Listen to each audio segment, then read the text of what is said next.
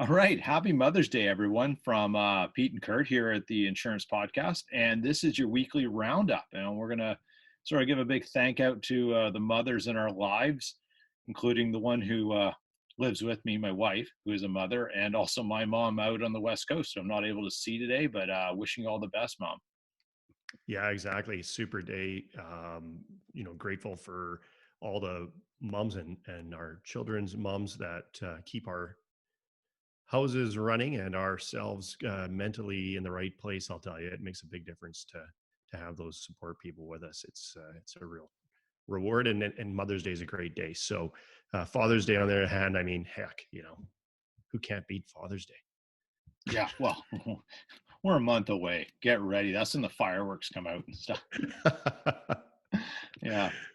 Father's Day, Yeah. as No, my wife likes to say, that's like every other day around this house. yeah, exactly. Father's a month. It's Yeah, just, Father's a month. I know yeah. my birthday is usually a week right before Father's Day. So it's just like it's the week of Pete. It's Yeah. fantastic. Yeah. No, I think the mothers deserve it more than we do. That's for sure. They definitely put in an effort that you can't describe it in some ways. So yeah, especially once you have kids and you appreciate what they go through on a daily basis, it's something Yeah. else. So, Yeah, no, but maybe we should bring our wives on here and let them do a mother. We should have brought them on, just sat them down and done a Mother's Day episode with them. tell us what it's really about. Yeah. Exactly. Yeah. You two clowns talking into your microphones 3 times a week. You don't know what's going on in the world. Yeah. Ensure this. Yeah, exactly.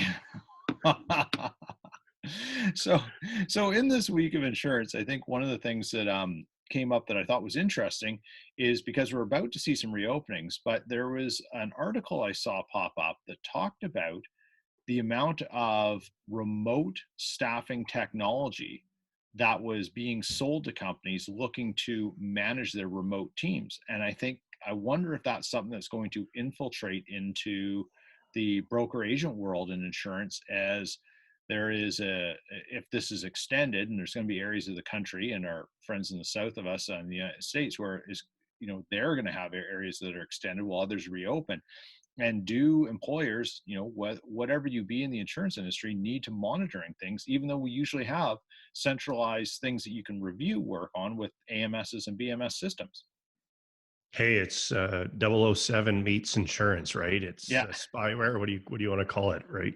yeah, I mean, there's no question we've all been tracked now for the past decade on our mobile devices. So get used to it. It's a convenience to have these tools, but at the same time, these tools allow the date stamp and or ability for those who control the data to know what's happening. And in theory, the concept would be best to be thought as something that would, in fact, motivate people, right? That, we can collectively collect this information, we can know it's being collected, and then we can discuss it back with each other.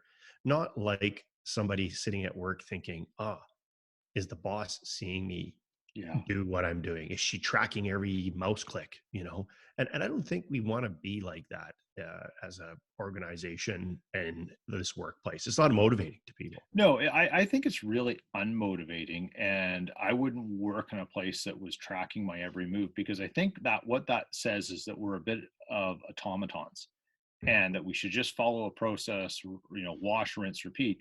And that makes me nervous about the future of this, because I think you and I both agree insurance, first and foremost, is a relationship based business. And sometimes relationships and how you cultivate them, manage them, and explore them with your customers isn't just a numerical data point. It requires a lot of finessing. And it's like sometimes, your best sales guys, you're never going to see them in the office because they're out managing their relationships. Doing that, selling, Yeah. exactly. Yeah, bingo, right Yeah. on. Yeah. And Exactly. you don't want to change the way they think and operate because you want to know more about what they're doing. I think, you can look at some of the tools that have been developed. I use the example of a cell phone, but you look at portions of the industry that, not our industry, but industry in general, like where you have people on the road moving about, billing time to customers, where they're needing to be external of the office. And these tools have become extremely valuable to, safety of employees, whether out and about, safety to the customers, and a number of things that can benefit overall. So I think it's a good thing. And I think brokers can look at their technology, like you said, Pete, earlier, that the agency manager and broker management systems we pay dearly for have a ton of these tools built in just to use Yeah. them. Just use them and see what's happening and do a review. And if you're running an operation that is that it encourages accountability and transparency, this is open data for you in your AMS and your BMS. It's there, and it should be your point to talk to your teams about certain things that they're working on, because that information is there. Whether it be using renewal managers, whether it be looking at billing statements, accounts receivable, it's all there for you. It's that centralized point, and there's not a progressive agency around that doesn't use one. Well, and I think that's, a good lead into the topic of how to be managing your brokerage through this Yeah, change. And the yeah, really uh, outside look of what we're seeing here is that COVID is forcing change upon businesses, whether it be any industry from retail to service to professional services. And I know my lawyer's working from home, so yep, that change though isn't a bad thing. It's likely going to be a great way for businesses to continue to improve process, like we said earlier about this tracking, but ultimately to improve the way you do things using more modern tools, which is what yeah, we're doing right now when we're making a video of what we're talking about in the roundup. So yeah, I think it's a real positive. I think that if you're listening to this and you're a brokerage principal or someone in management, and you're not at the same time you're dealing with all this crap, and it's 6 8 weeks of it now, it's you're kind of, this is your new norm. You should be saying, let's break down what we've done. Let's look at what we used to do, yep. and let's combine those to make sure that when this is all over, we don't just go back doing what we were doing. What a Yeah, mistake, right? exactly. This is your podcast pro tip here, is you should be refining your processes, reviewing them, and deciding what's something that can stick for the long term, what's something you have to adjust, and what did you change that you didn't anticipate changing, and was it something you were doing before? Maybe it was something you were doing 2 years before that you phased out. And I think one of the things that when we look at process and progression, we always think we got to leave things behind. But sometimes things that worked a few years ago work for a reason, and they can work again. And you may have had a great idea, but situations change. And just like the COVID-19 pandemic, our reality changed. There's probably some things you might be doing now that you did before that you didn't think you'd ever do again. And that's the refining your processes and always reviewing. A lot of the people who live on the bleeding edge of technology will say, you got to start somewhere. And then you refine it, you tinker it, and you improve on it. And that's what businesses should be doing. And we all had to pivot really quick. Now you're going to pivot again as you reopen doors. And what are you going to do? Are you going to offer a hybrid model? Because not everyone's going to come flooding back into your office again. Different areas of the country have different issues. And it's not the same for everyone. And you've got to keep reviewing processes, making notes, and adjusting. And I think in business right now, I think that's why we're seeing the stock market do what it's doing, because a lot of educated people out there are saying there's going to be a group of companies that finish through this that are going to become out as better companies. So Yeah. pick the winning horse right now, because that winning horse is likely going to exponentially grow. Now, we used to say that the advent of AI was going to be a catalyst turning point of companies doing things more efficiently.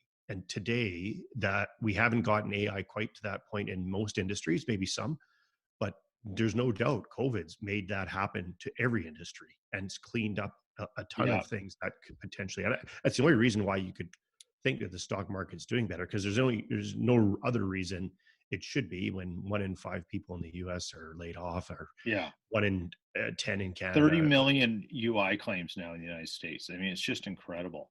Yeah. Uh, So, numbers like that is just 1 in 5, like unbelievable numbers, right? So, Yeah. you know, you got to look for the light out of all this. And I guess that's what it is. Hopefully people go back to better jobs, because the organizations look at ways to do things that are better. And maybe in the end, we could all continue to earn as much or more, and potentially some ways have a better life. So Yeah. there's the glass half full on Mother's Day. example of what Yeah. COVID can do to help, or what a pandemic can do to help Canadians and us in general. So I, I, here's, speaking of Canadians and such, our we have different insurance jurisdictions, different ways of licensing rules for new drivers. Interesting enough, the state of Georgia has just started issuing driver's licenses to new drivers with no driver's test. Speaking of adjusting and pivoting on processes, that's interesting. And what does that mean for someone who, say, as a parent, you now got a 16-year-old who's just got their driver's licensing but didn't write a test? Should an yeah. insurance company actually know about this, or and say, well, they like, should they be asking? You're adding a new driver to the policy on this car, and should they be asking, hey, did you take the test or not? Because that's a pretty significant indicator of whether you should be on the road or not. Maybe not the best. I mean, there's certain reasons to say driver's tests aren't all encompassing, but they're there for a reason. And I just saw it. I didn't read it all that well, but I even saw Transport Canada making provisions for student pilots getting their pilot's licenses. So I mean, hey, you want to get scary? Throw a pilot up in the air in on a license Oh that yeah, was, only 10 hours of training versus 25. So you're right. I mean, there are some major events taking place yeah. here in variety of things that have made everybody kind of think, "Holy crap!" Yeah. On the topic of changing is what about our interview that we posted on Friday? I mean, here's a dynamic person who's Oh yeah, looking with to Sid. change the industry to talk about the opportunities to do what we already do, but do it better using the tools we have. Like, Yeah, there's just so much out there right now that's so exciting to tarnish. And if you haven't tuned in the podcast, it's on all the various channels that you yeah. can Wherever pull it you off and wherever and you like to find yeah. your podcast. And you brought up AI earlier, and some of that stuff. We actually had a great recording that's coming out in a couple weeks soon. We recorded with Joe DeSouza this past week, who is the CEO of Pro Navigator. It's a business intelligence company that specializes in the insurance industry. And Joe had some really cool things to say about a new product release of theirs called Sage, and just thoughts in general about processes and ideas that insurance professionals should think about. Really, really neat stuff. So and that'll be a and fun and one. and even better, Canadian. And yeah, even better. Yeah, we got Not to that we plug our don't. own. Yeah, Yeah, yeah, we got to plug our own people here. for People sure. don't think of Canada as a insure tech hotbed, but it's happening up here. It's actually It kind of is. cool. Yeah, you Um, bet. Something else that actually happened to this past week, more of a personal thing.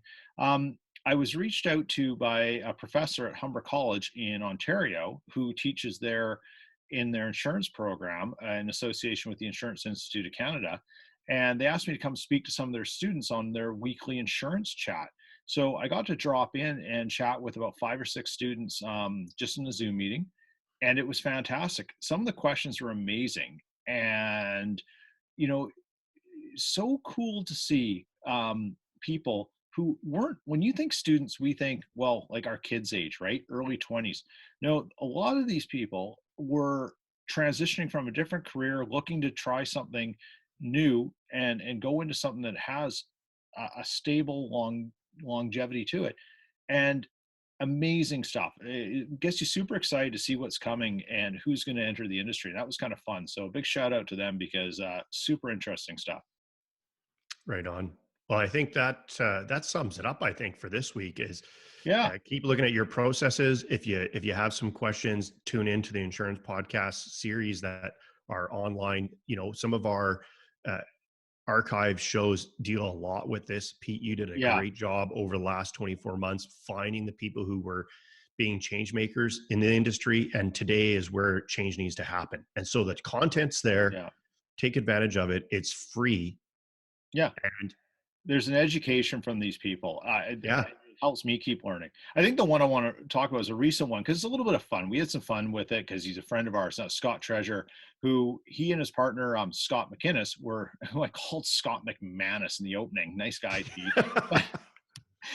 But they talk about insuring marijuana. And we had a little bit of fun with that because there's no shortage of jokes you can have when it comes to marijuana and stuff like that. But it's a fun podcast. And I was sort of going back and listening to a little bit of it. And I was like, I'm going to pump this one a little bit. There's some good humor in there, but some insight into how these guys went about entering into insuring a highly regulated yet new industry and what they had to do it. And it was really fascinating. That's for sure.